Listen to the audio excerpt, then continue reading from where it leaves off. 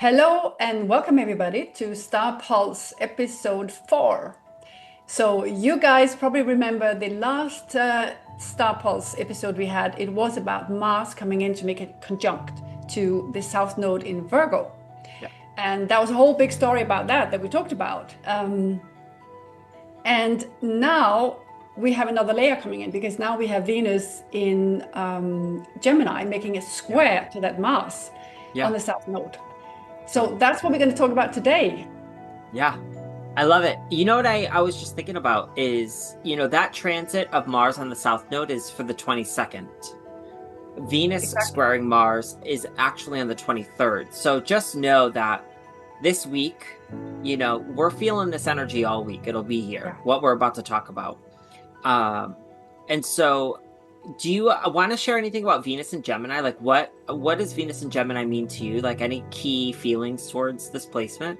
So, I mean, immediately when I think about Venus and Gemini, I think about very light energy Yeah. because Venus is about love and Yeah. attraction, what we enjoy. And in Gemini, it's communication, how we connect, how, I'm thinking romantic words, Yeah. and I'm thinking kind words, words that connect us, words that tap into those feelings we have, because it's Venus, and that those, sometimes we can look at something, we can feel things, and sometimes that language I think about that can be poetry or it can be art. Yeah. It can be wordless as well. It can be dance, but something that is aesthetic and something that makes us Expressive. connect. Yeah, expressive, something that connects us with beauty, what we enjoy. Yeah. And it's a light energy, it's because but it's also like getting inspired. And maybe if you're in a relationship, I'm thinking you make some surprising, like some nice gestures, like towards your partner. Or you Yeah. do something for yourself, Totally. handle a good book, a Oh, good. nice, But yes, yeah, exactly. a Yeah. good Yeah. book, a romantic novel, right? Yeah, that could be great. Yeah. I always say Venus and Gemini gives me, it's honestly like, I want to flirt. I want to have Yeah, fun. And yeah, it's flirty energy. summer. Like, let me go out there. Let me go meet people. Let me go mix and Yeah, mingle. Let me just go have some fun. And it's very lighthearted energy. It yeah, I agree. is, I want to laugh. I want to make other people laugh. Yeah, And at the same time, what Venus and Gemini, I think finds really sexy is mental stimulation. Like, stimulate my brain. Like, teach me yeah, something that I don't know. yeah, And then it's on. Like, we have a connection. yeah, like And I sexy words. Yes, and it could be just something. Teach me anything because Venus and Gemini can get very bored very fast. And it's just like if you can't keep up with me and what I've already learned up until this point, because anyone that has Venus and Gemini is Yeah. learning something every single day. Mhm.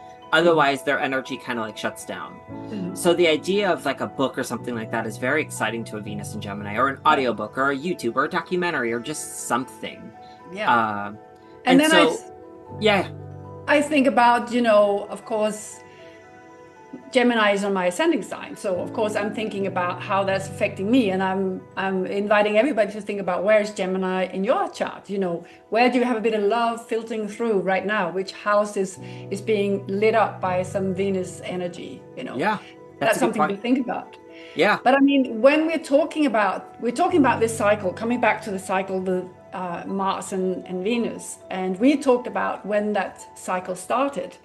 And we also talked a little bit about how it resembles a little bit the sun moon cycle, which of Yeah. course is shorter because that's just 1 month. The Mars Venus cycle is about 23 months.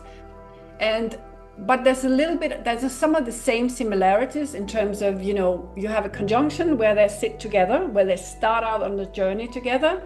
And then you have the first square, and then you have the opposition, and then you have the last quarter square, which is exactly where we are now, until it moves back together.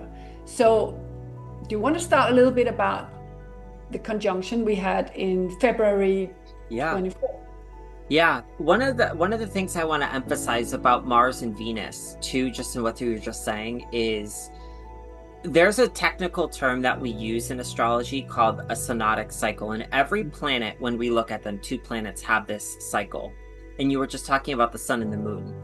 And what's really interesting for, if there's anyone that's listening that's a potential, student of astrology, this is a really fascinating cycle to study. Yeah. Because you're going to find that it's not as consistent as we would like it to be. Mm-hmm. And so Venus and Mars, when they dance together, their conjunctions, their oppositions are not as, it's not like I could say, boom, this is when it's going to happen. Boom, this is when it's going to happen. We have to look at some of the transits, because it does change quite frequently. And so it's a fascinating cycle to look at. And this specific cycle that we're currently going through started back on February 22nd of 2024. And this is an interesting time. So again, I want y'all to think reflectively back until February of 2024. And this specific conjunction would have happened in the sign of Aquarius. Yeah. Now, during this specific conjunction, Mars was retrograde, which is, I think, also important for us to remember.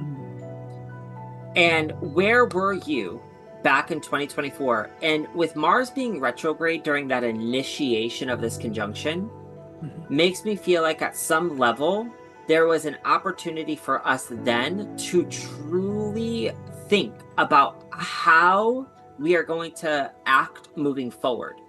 Yeah. So what I could potentially see from back in 2024 to today, have we been going through a major cycle of really thinking and evaluating how we are making decisions and how we are taking action that could affect our larger future. And I feel like if we have been in alignment with this energy back in February of 2024 to where we are today, I feel like what this could feel like to someone is I feel like I'm gaining clarity. I feel like I'm realizing what serves me and what doesn't serve me. Because this specific conjunction started in Aquarius, which is really about us learning to detach, to let go of anyone else's opinions of ourselves, learning to step into our individuality, learning to step in who we are meant to be in order to do the work that we came here to do to help serve the collective. And so in some way, shape, or form, it may have taken you since 2024 to get to this point where you're like, okay, now I'm ready to do this. Now I want to get this work out there. Now I want to publish this. Now I want to do this. Because there was a lot of work that needed to go on with Mars being retrograde to start the cycle. So again, that was February of 2024. So look back at Aquarius in your chart, look back at 2024, look back at your photo album. That's something that I know a lot of people do. They take pictures all the time. So they have to go look back and look at their pictures to say, where was I in 2024? What was going on in my life? Well, you think about seasons, right? Or think about the seasons as well, yeah. But if you think about it, what the planets that are concerned here, is Venus, love, affection, and then how we go about, feeling attractive, feeling good about ourselves, all those things next to Mars. So here's about how we pursue love, how we pursue things we want in life. And when you think about the two planets together, I always think about, in a relationship, right? So if you're a relationship and you're very close together in a conjunction, you look right over, there you are. I get it, right? I understand you, you understand me. We are kind of moving forward together. And then we think about the first square, then you have, moved a little bit away, like you're 90 degrees away, you have a new perspective. And for me, that correlates very much with if you start a relationship, say you start a relationship under the conjunction. Everything is perfect, you have your rose tinted glasses on, you're greatly aligned.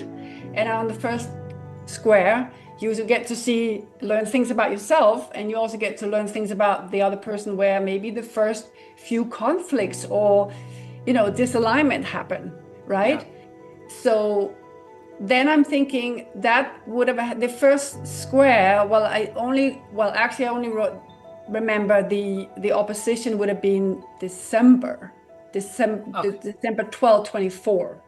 That's when it was really, you have the first square where you start to see, okay, am I in alignment or am I going in the right direction? Am I being true to myself? And then when you have the opposition, which would have been in December, that would have been, you see things more clear. There's always like that with opposition, because you can see it in front of you. Just like the sun and the moon, that's where I have the full moon, that's when everything becomes clearer, it comes into fruition. I don't know if you want to say it. I have the dates for you, by the way. The first quarter square was on August 22nd of 2024. Right. Okay. Yeah. And Mars was in Gemini and Venus was in Virgo. And what's unique for me that I would just say, and I love getting a little bit into this, and keeping in mind that we're dealing with Gemini and Virgo energy. Yeah. Gemini so bad wants to experience and gather. Gemini so bad needs to learn about anything and everything. There's an inherent quality of Gemini to seek and gather information. And Virgo is the dissection of all of that data that Gemini likes to gather. Yeah. So there's something about these two placements. One of the other things I want to say is Venus is not only about love, it can also be about our value and what we find value in. For sure. Yes. And so that value could be placed within Gemini in the information and the knowledge that I know. It could be placed on, I need to know more in order to be able to do something or to act on something. For an example, I can't start practicing, giving astrology sessions until I know everything, until I do all of this. And within Gemini, there will never be a moment that you know everything. No, that's exactly it. And with Mars pushing, that is like, oh, I want to know everything now. And, I'm going into details too much instead of zooming out and say, but I know enough. To make there has to come a moment of something like this. Yeah. And I think with the first quarter square, I always call, this is not me, this is a terminology that comes from Dane Rujard. The first quarter square is known as the crisis in action, which would have happened in August 22nd of 2024. And when you think about it in a crisis in action, it's the knowingness that I need to do something, but I'm inherently feeling insecure, or I'm not sure how to take action in a specific situation. Yeah, because so for an example, sorry. No, if you're in a relationship, right? And you're realizing like, maybe this isn't what I thought this was. Exactly. Maybe what I thought was like a summer fling and I was having fun. This is getting a little too serious for me. And I might have overlooked a few red flags. Yeah. And I'm just giving you an example for fun. And what's happening here is that there's a knowingness that I need to do something. The crisis that's happening is I don't know how to take this action, or I'm nervous to take this action. And then we get into our opposition, which would have happened in December. This is when everything becomes illuminated. I understand where I'm at. I understand a situation for what it is. Does that make it easy? It doesn't make it, it's not going to make it easier for someone when you have all of this information, because there's still going to be an integration that needs to happen between Mars and Venus. And what's happening is, as I encourage us to think about this as we go into this, is how are Mars in Virgo and Venus in Gemini wanting to integrate together? Yeah. And so one of the things that I would say is, do I feel like my personal values, whether this is about me, my values of life, my values in a relationship, are these aligned with the actions that I wish to take moving forward? Mars. And if they're not in alignment, you will feel the tension. And you're going to feel this tension show up because you're not in alignment. Your values and your actions do not line up. Yeah. And I think there's something about this that I think we all have to think about, which is, what do I really value in my life? What is really important for me? And I always say this for Gemini energy, especially Venus and Gemini. Ask yourself, why am I doing what I'm doing? Why are you learning what you're learning? Why are you dating the person you're dating? Like, what is your why? And I feel like when you can ask yourself that why, you allow that Mars and Virgo to come in, which is that discernment, that discrimination, to be like, hold up, is this worth it? Should I be doing, like, it gives the Virgo opportunity to start analyzing the situation. And I feel like that's needed. I feel as well that with the Mars in Virgo, there can be some frustration, because Mars is want to go ahead, full steam. And Virgo energy is not like that. It can sometimes be a little nitpicky. And if I think about a relationship, that would be where you get stuck, perhaps, is you try and change your partner, Oh, fix them. fix them with that Mars energy, can you do, and this is something that can be really like a bit of a rabbit hole to get into, where you forget to appreciate the other person for who they are, but because you thought they were different, when you met them, and then you realize you get into a sort of pattern with this Mars Virgo energy where you just go too much in the details instead of zooming out and see what are the, like you said, what is love to me? What does it mean? What is my love language? Am I in this situation to feel that I'm able to express myself? Do I feel loved? Do I love the other person for who they are? We're always talking about how we want to be loved for who we are, but are we doing the same towards the other? Not always. And the other thing is, do you love yourself? Do you value yourself enough? A lot of the times, the relationships that we get ourselves into are our friendships or whatnot. We're always wanting that other person to love us at a specific level. Mm-hmm. And that's such a pressure. There's such a pressure to think that I need to put all of this on this other person to do this for me. And that's not always fair. And that's why I always say when we're dealing with Virgo energy, that when you learn to love yourself unconditionally, you will learn to attract and you will start to bring and reflect into your life people that can love you unconditionally. Mm-hmm. What happens within Virgo is it's so nitpicky and so self-critical of itself and others that it can attract those types of dynamics where nothing is ever good enough. Mm-hmm. And so I love the word that you use, pattern. I want to talk about the word pattern for a second because I love that you brought this up with the South Node. Yeah. And having Mars on the South Node and having Venus square Mars means Venus is also squaring the North and the South Node. Yeah. So this is going to be a time, mark my words, that we are going to notice relationship patterns, desires, choices, like similar situations are showing up for us because the nodes are activated. And the question is, are you going to do the same thing again? Yes. Or are we going to handle it differently? And the intention of, I think, the last quarter square is to challenge our belief systems, to challenge our consciousness to say, hold up, this is familiar. I should not keep doing the same thing over and over and over and over again, because that's the definition of insanity.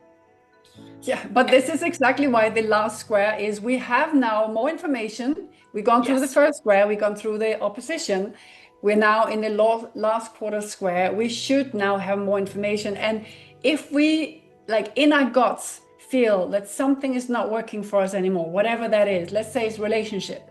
Yeah. We tried, we nitpick, we're trying to change the other person a little bit, we criticize, or we try and push forward. And we are maybe not being truthful to ourselves because... Truthful and also in a way that we get into these patterns where everybody has a big story around Venus in their chart, right? Everyone. So it's not necessarily Gemini, but you have Venus somewhere. That story is also tying in with where Venus is right now. So what is your pattern? And I'm, like you said in the beginning, let's go back to February 24. What started for you there? And what is coming to an end now, or if it's not coming to an end, maybe it's because you evolved with the situation and you're learning. So, but something needs to be let go of in the last quarter square. Something needs to. Going back to Dane Ruchard's concept is that when we're in the last quarter square, there's something within our belief system. There's something in our consciousness that is trying to shift and change. Yeah.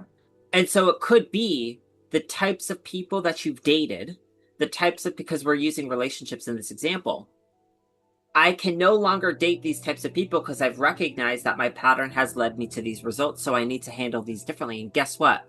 During this last quarter square, what if you attracted someone and they seem so amazing, they seem so sweet, then you realize like, oh shit, they seem familiar to me. Yes. What's going on here? Déjà vu. And this is the opportunity. And I always say this, I don't know, I think it was, I don't know where this quote comes from, but when we're asking for growth and we're asking for change and we're wanting to work on something, don't be surprised when the universe gives you something to work on that. So what's happening is if you've been wanting to work on your patterns, like I want to heal, I want to work on this, I want to do different. Don't be surprised with this last quarter square if the universe presents you with the opportunity to do something different and put into practice what you've been wanting to learn.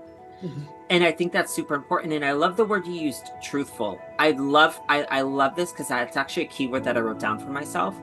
Because mutable energy, Virgo, Gemini, Sag, and Pisces, to me, all has a lot to do with truth and dishonesty. And within mutable signs, we could find how we lie to ourselves. And I love how you brought that forward, because it's very possible within this transit and having the South Node activated that we could fool ourselves. We could trick ourselves into thinking something only to repeat the pattern. And I just think that's important to think about, being honest with yourself, being able to look at yourself honestly in the mirror and ask yourself, why am I doing what I'm doing? Yeah. No one's forcing you to get into this relationship or take this job or spend your money this way. No one's forcing you to do any of that. No, but Mars, you said something. Sorry. Yeah. Go. No, this is well, good. is there something important with that? The fact that Venus is squaring Mars, and the South Node is, of course, as you said, is also squaring the North Node. Yes. In Pisces. So that is a different dynamic if you think about it, So one is more in the detail, perhaps. There is the discernment around Virgo, and there's also a lot of self-criticism tied with it sometimes. Whereas with Pisces, you can float off in some ideal, fantasy, So the whole idea with Venus pulling on both sides is the past, what you need to let go of in terms of your own patterns and your own disillusions. And, can you zoom out and see the bigger picture? Like almost like you're not looking, but you just see the contours, like a Pisces kind of energy, if that makes sense. I love that you brought this up 1,000,000,000%. I think whenever we work with a square like this, I always encourage us to look at the other signs that are involved, it would be Sagittarius for Venus and Pisces with the North Node. And Sagittarius so bad wants for us to be able to see the bigger picture. It's ironic because Virgo and Gemini are very, very, very much about the details. They're very much about the nitty-gritty of things, where Gemini wants to gather as much information as possible, and Virgo wants to dissect through everything. Sagittarius could give two hoots about all of that. It wants to see the bigger picture and understand everything. And Pisces genuinely is trying to help, at one essence, to connect us with what truth actually is, what that looks like. And so, to some extent, there is a challenge of surrendering in this transit. And I would ask ourselves, well, what are we being called to surrender? And it has something to do with old habits. Yeah. It has something to do with change. It has something to do with the way in which you are operating and making decisions on a day-to-day basis. Something and our wants own to limit. shift. And when you said that, I thought it's also our own limiting beliefs about 1,000,000%. ourselves. Like you said, I love what you said about Sagittarius, because it doesn't give a hoot about the details. No, I mean, it's always shooting towards, some bigger visions. And so we have the pull from Sagittarius and from Pisces, both ruled by Jupiter. So there's a lot of energy, we can align ourselves with. And why are we lying to ourselves sometimes? Because it's convenient, because we don't want to look at maybe some deeper issues we have ourselves, and we project them onto somebody else. But I think this is really the time to take a good, honest look and see, these beliefs are no longer serving me in my journey. And I'm going to be brave enough to let them go and see what comes instead. Yeah, totally. Can I add one layer of complexity to this? Of Just course one little layer. Yeah. You know me, I love doing that. So the other thing that's really important for me is that Mars and Venus are both in Mercury ruled signs. So I always like to entertain, well, what's Mercury doing, right? And Mercury will be retrograding in the sign of Leo as this transit is unfolding this week. Why do we do this? For those of us that are beginners, when we start introducing the idea of a ruling planet of something, it's almost like that planet that rules is like holding the whip. It's like, I'm asking, this is what I'm telling y'all are going to do. So Venus and Mars are both in a way responding to this Mercury, and they have to kind of do what Mercury in Leo retrograde wants. And so there's something about Mercury being in the sign of Leo that does want to feel heard and seen, and wants to feel recognized and appreciated for what they have to say or what they're going to share creatively. But the thing is that the cycle is in a retrograde.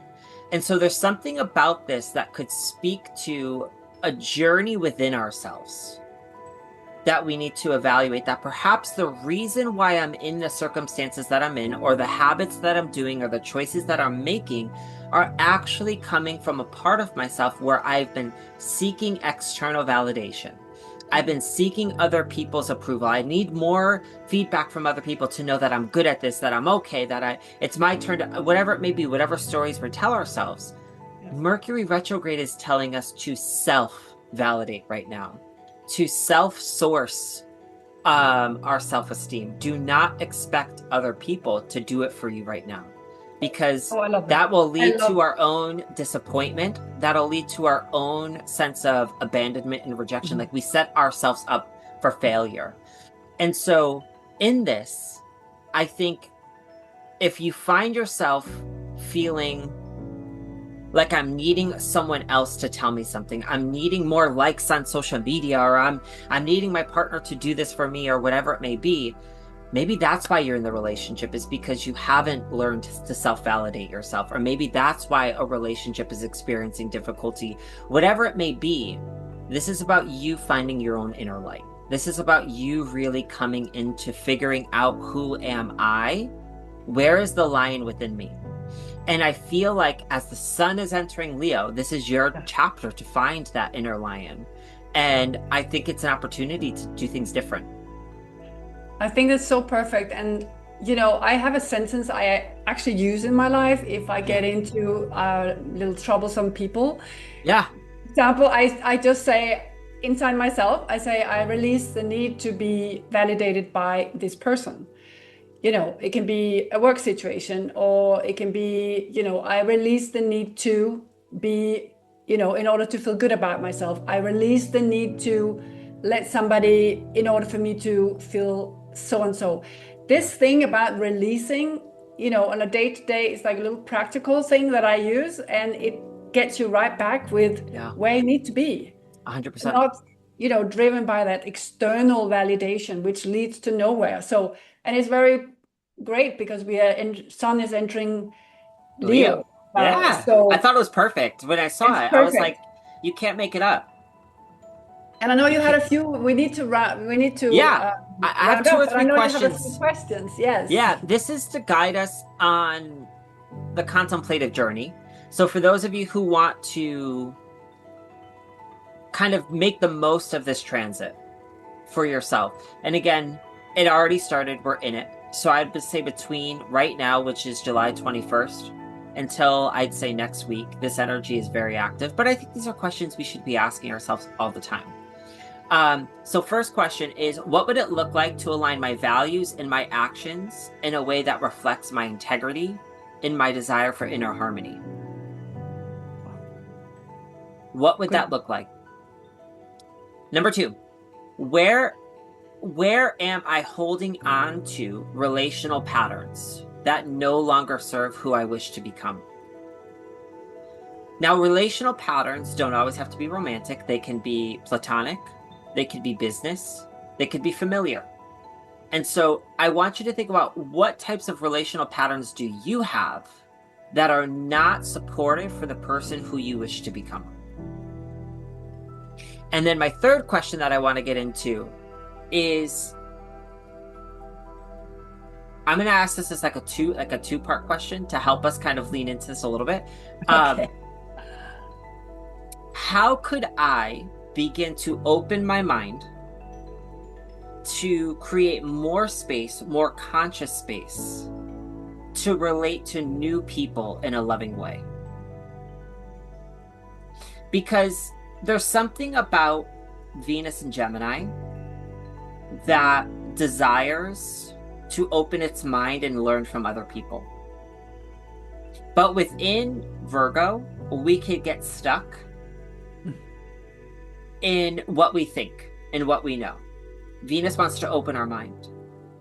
And the North Node in Pisces is challenging all of us to find love within each other, to be able to find or see God in the universe in each other.